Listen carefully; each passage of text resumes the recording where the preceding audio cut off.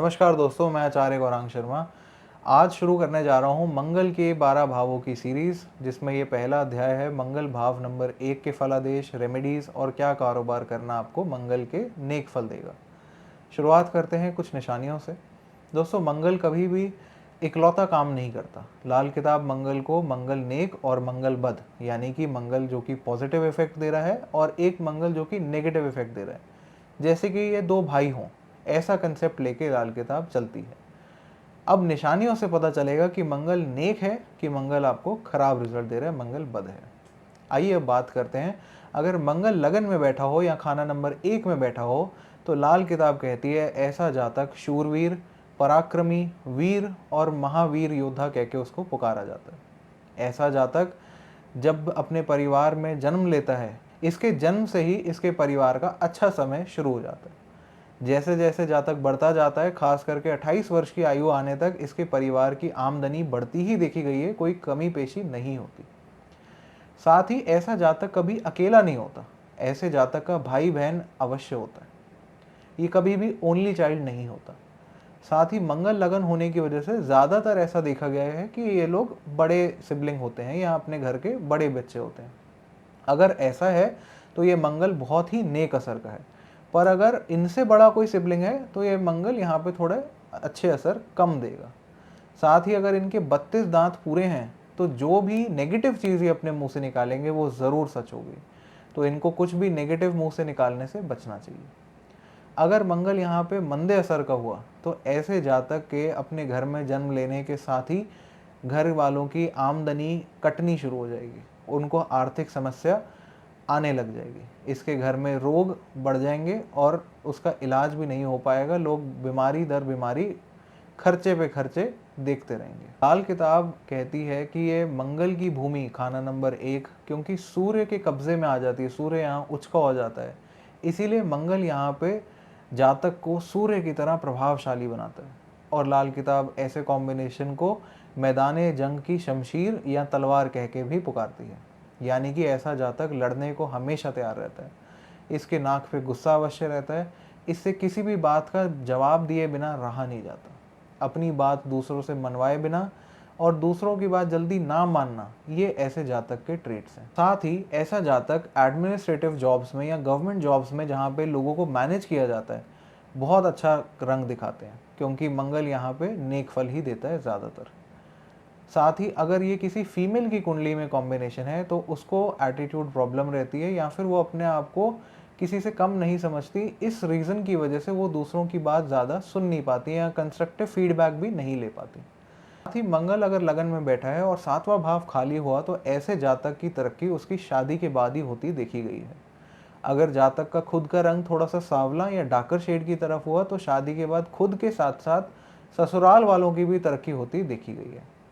ऐसा जातक थोड़ा अड़ियल स्वभाव का होने के कारण इसको बाटली में उतारना या किसी भी चीज़ के लिए कन्विंस करना बहुत इजी नहीं होता। इनको कन्विंस करने के लिए बहुत एफर्ट लगते हैं। कहने का मतलब ये है कि ऐसे जातक से अपनी बात मनवाने के लिए आपको शुगर कोट करके अपनी बात को रखना पड़ेगा, नहीं तो ये सीधे सीधे आपकी बात नहीं मानते। ऐसे जातक की अगर एक बहन हो तो उसकी शादी अपने से ऊंचे खानदान में होती देखी गई है, जहाँ पे सुख समृद्धि की कोई कमी नहीं होती। राजसी ठाट बाट वाले घर में उसकी शादी होती है। मंगल लगन में होने की वजह से अपनी बॉडी को फिट रखना, अपनी बॉडी पे ध्यान देना ऐसे जातक का परम लक्ष्य हो जाता है। यहाँ तक कि इसको खेल भी वही पसंद आते हैं जिसमें शारीरिक क्षमता का प्रदर्शन हो सके, जैसे कि कुश्ती, जिम्नास्टिक्स, जिम इत्यादि शौक इनको होते देखे गए हैं। मंगल लगन में होने की वजह से इनको सर के रीजन में, गर्दन से ऊपर के रीजन में बचपन में कभी कभार चोट लगते हुए भी देखा गया है। मंगल यहाँ पे होने की वजह से ऐसा जातक अपना सर किसी के आगे नहीं झुकाता, यहाँ तक कि वो किसी से एहसान लेने से पहले भी 1000 बार सोचता है और वो किसी से मदद मांग ही नहीं पाता। अपने रुतबे को मेंटेन करना, अपनी अथॉरिटी को मेंटेन करना ऐसे जातक को बहुत अच्छा लगता है। अब बात करते हैं कुछ विशेष योगों के ऊपर।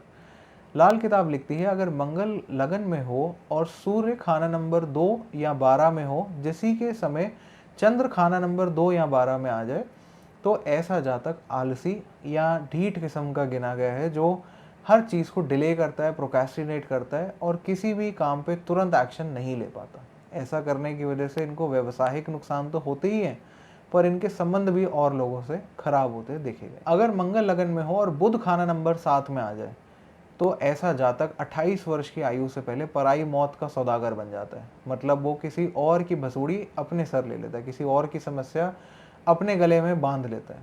ऐसा करना उसे मंगल के बेहद मंदे असर देता है। मंगल लगन में होने की वजह से शत्रु इस जातक का कुछ बिगाड़ नहीं सकते, ना ही ये परवाह करता है अपने दुश्मनों की या इसके खिलाफ बोलने वालों की। पर फिर भी मंगल लगन वाले को सावधान रहना चाहिए कि अपनी एक्टिविटीज़ या अपने मंसूबे, अपने प्लान्स को बहुत ज़्यादा शो ऑफ ना करें। ऐसा करना बैकफायर कर सकता है। मंगल लगन के समय जातक को साधु सन्यासियों से थोड़ा सा डिस्टेंस बनाना चाहिए, क्योंकि ऐसा करने से, उनके साथ ओवर इंडल्जेंस शो करने से इसकी खुद की मैरिड लाइफ खराब होती देखी गई है।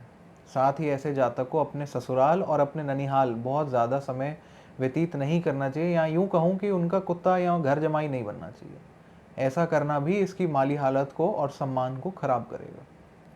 आइए दोस्तों, अब बात करते हैं क्या कारोबार करना मंगल लगन को नेक फल देगी। गुड़ का काम, चीनी का काम, सौंफ आदि का काम, मंगल की आशियों का काम करना यहाँ पे आपको नेक फल देगी।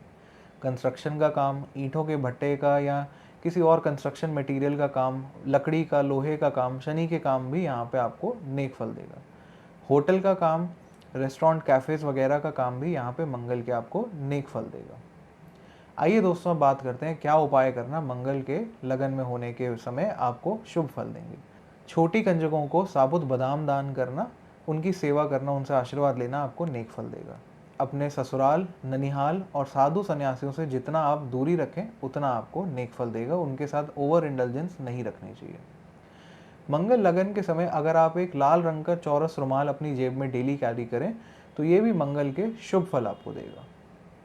मंगल लगन में होने के समय आपको अपना हाथ किसी के आगे नहीं फैलाना, चाहे वो मंदिर गुरुद्वारे का लंगर लेना हो या किसी से किसी भी प्रकार की आर्थिक सहायता हो। ऐसा करना मंगल के बेहद नुकसानदायक परिणाम आपको देगा। दोस्तों, ये थी वीडियो मंगल लगन की। आशा करता हूँ आपको ये पसंद आई होगी, आपने इसको ध्यान से देखा होगा। एक ग्रह के बेसिस पे पूरी कुंडली का एनालिसिस करना दोस्तों संभव नहीं हो पाता, इसीलिए मेरी एडवाइस ये रहेगी कि अपनी कुंडली का प्रॉपर एनालिसिस करा के ही किसी निष्कर्ष तक पहुँचें।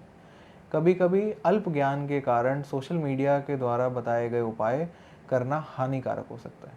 ऐसा करने से बचें और किसी विद्वान ज्योतिषी से अपनी कुंडली का एनालिसिस कराने के बाद ही किसी निष्कर्ष तक पहुँचें।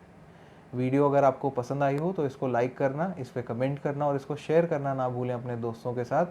चैनल को सब्सक्राइब करके बेल आइकन सेट कर लें ताकि हर अपडेट आप तक पहुंचता रहे। हरे कृष्णा।